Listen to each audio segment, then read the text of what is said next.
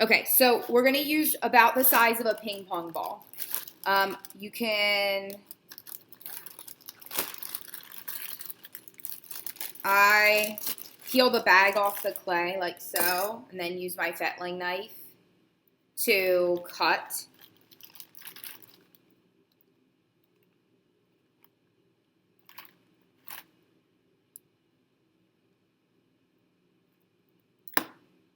About that much. So, are you guys getting a little lag on this video at all? Yes? No? Okay, good. So you want about the size of a ping pong ball. Strawberry would be close, but there's lots of different size strawberries. All right, so you're going to roll it. That's a large ping pong ball. I'm going to get rid of some of that. If it's too large, it's going to be really cumbersome. So what we're using these for is to create, this is what it's going to look like, okay? A little tiny slip cup. So slip is, which we are learning about tomorrow in detail, is the kind of the glue that we use to paste any sort of ceramic pieces together, any sort of clay pieces. It is so essential, that and scoring, to stuff not falling apart. If you have ever felt frustrated, which I hear reports from the middle school that things fall apart, and it is because of not scoring and not slipping. It is the most essential thing to the entire process of ceramics.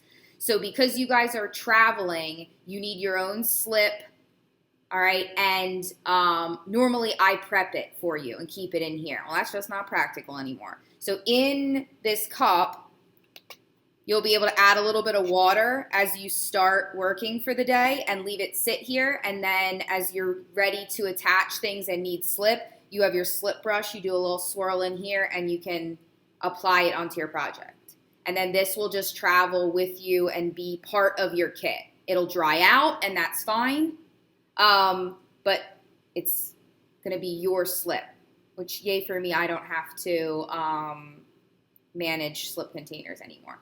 All right, so for the pinch pot itself, you've taken your ping pong ball size of clay. I still feel like that's a little much. All right, you've rolled it into a nice ball. This step is deceivingly important, okay? If you start with a nice round sphere, it makes your finished pinch pot edges much more even, which is what we're going for. We're going for even walls, even edges, okay, and a smooth surface. Even is key because even projects that are the appropriate thickness don't blow up. And right now we are in goal, our only goal is just don't blow it up. All right? And I'll talk more about that in depth tomorrow, but it really damages my kilns and also other people's projects. And you don't want to get a pile of shards back. All right, so I'm holding, I use my non-dominant hand to pinch. That's just what I do, but it doesn't matter which way you do it. So you're going to hold the ball of clay in one hand and you're going to pinch with one hand. This is not a two-pinch job. You're going to just take your, ladies, if you have long fingernails, I would just cut them off. Mine are too long and it's not worth the hassle. All right, so you're going to pinch, or excuse me, push your thumb down about halfway into that ball of clay, okay? And then we're pinching and turning. But when you think about pinching, you're using this fatty part of your fingertips and your thumb. You don't want to use the side of your finger. So none of this pinching stuff. It's like even hard for you to see me do it. So if you're doing it like sideways with your fingers out, no. So you want to put them together like a crab claw. And I'm going to pinch and let me see if I can get this. I'm learning the webcam angles. I was not meant to be a YouTuber. Let's just say that.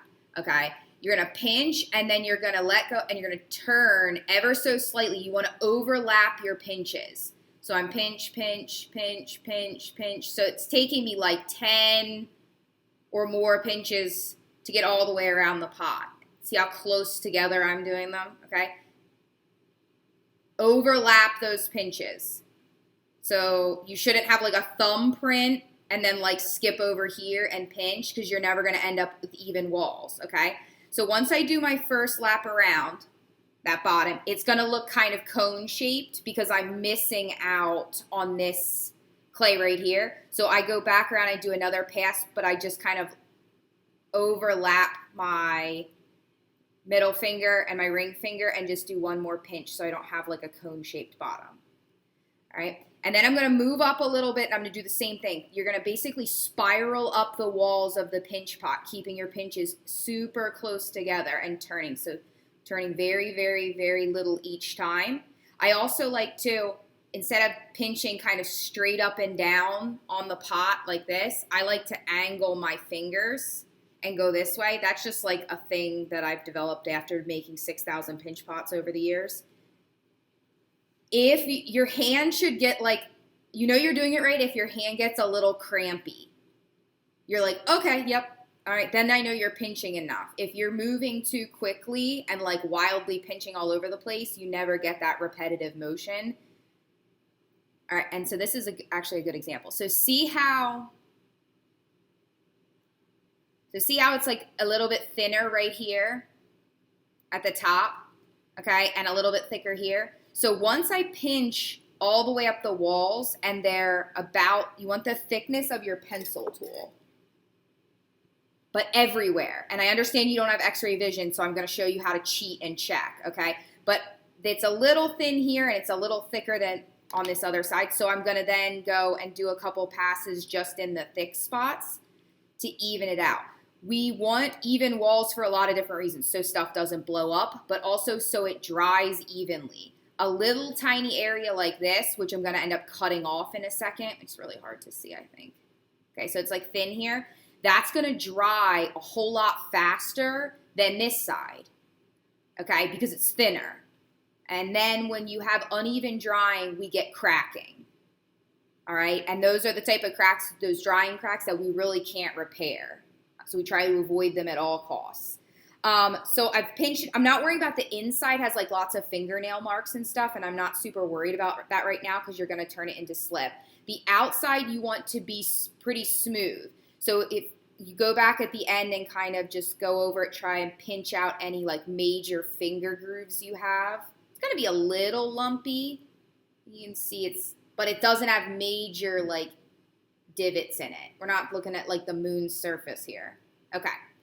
That is a pinch pot.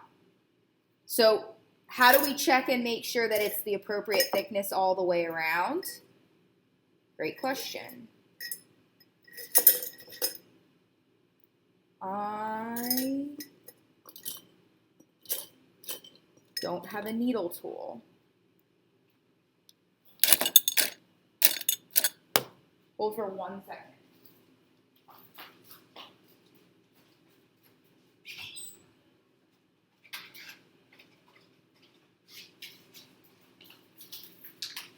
Okay, so as you're learning to work with clay, thickness is really hard, okay? Especially in areas that you can't see. It's easy at the top edge because I can see that. I can visually assess that it is all even. But what about the area like down here, okay? So there's a cheat, all right? What I do is I'm gonna put my thumb wherever I wanna measure. So I wanna measure the thickness down here close to the bottom. So I'm gonna put my thumb there. Okay, and then from the outside, I'm going to take my needle tool, and I'm just going to very slowly, I'm not going to stab myself, okay, but I'm going to press in slowly until I feel the needle tool touch my thumb. Just barely touch it, okay? And then I'm just going to I just put the edge of my fingernail like that, see, on the needle tool, and I just hold it there, okay, as a measurement. And then I can slide this needle tool out, and that tells me exactly how thick that clay area is there. Because if you took away the clay, my thumb was on the inside of the pot like this, okay, and I was just pressing it just until I felt the needle tool and then marking where it was on the outside. So that way it leaves a little tiny hole that you just rub over, but you can measure anywhere at any time to see where you're at with your pinch pot, okay? And you want it to be thickness of this pencil tool or a regular pencil. Okay, so that's how you can cheat. It's not really cheating, it's checking, okay? So that's your pinch pot. Now let's jazz it up, dress it up, get it all nice. All right, we want to cut this top even. So we're going to use the dentist tool, this bladed end. You don't want to use your fettling knife because it's not sharp enough and it really gets stuck in this soft clay. So we're going to set it down on the table flat, and I'm going to find the lowest spot and put my tool there, and I'm going to hold the tool still. So I have my hand resting on the table so I can hold the tool exactly still.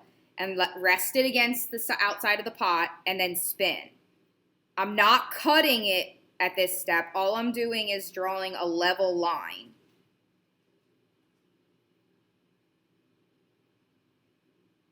Like that, all the way around, that I can cut along. They're two separate steps. If you try and cut and draw at the same time, trust me, it'll be worse.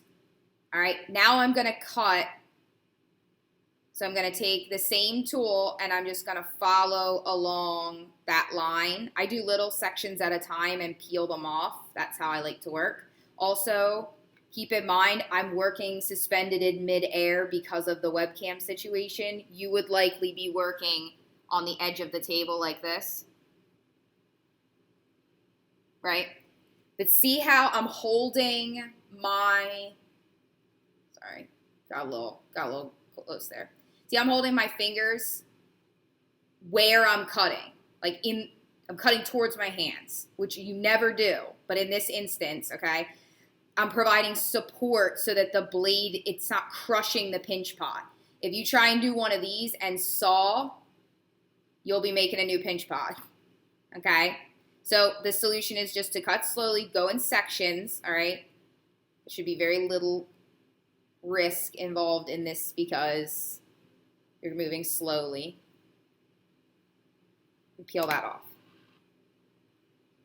And so you get a nice crisp top edge on there. Is what we want. And I'm gonna take my sponge. You don't use water for this step except for this top edge, which you could even do just with your finger because the clay is so soft, because it's really easy to add way too much water. And once the surface of the clay gets like slippy or tacky, the only solution is to stop and let it dry out for a little bit and come back to it. All right. And it's not ideal for our situation. All right. Last thing, two things. You can use your extra clay that you cut off the top. Only this bit that you cut off the top. Do not get any more clay out of the bag because that's the clay for your first project and that is all you have. All right, and I just rolled another ball of clay and flattened it to use as my foot, like this. So that when I'm using the little pot, it doesn't fall over. You don't have to do that step if you don't want to, but you do have to flatten the bottom of the pinch pot so that it doesn't roll around on the table when you're using it. So you can do that by pressing it into the table and creating a flat area on the bottom. All right, and then the outside of it is yours to decorate. So I am asking that you decorate it partially because I want you to get some experience with some of the other tools in your kit.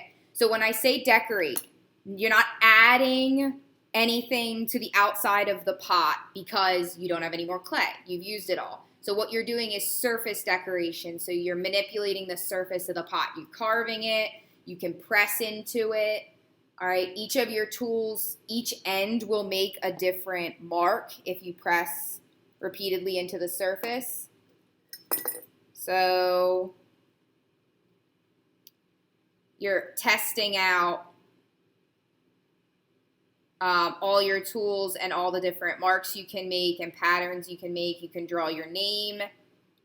Actually, I would strongly suggest carving your name in the outside of it because there's going to be one of these for everybody, and this is yours. So you've got 140 some more days with this pinch pot. All right, so make it cute. and make it something you want to work with every day. The last thing I'll say, I swear, and then I'll be done. For drawing in the clay, I would not use a needle tool because it will make a ton of crusties. Pencil tool is better. This needle or this hook end of your dentist tool is a little bit trickier to control, but gives you like a really nice line when you carve with it. All right. Remember that this little blue brush, I go take a little bit of water on it and brush over anything that looks like rough or crusty or sharp, and that'll make it look nice and beautiful and smooth. That part's not necessary, but you're feeling around with the clay and getting an idea of what tools you have and what it does and that kind of stuff. We're going to go into detail a lot more in the next week.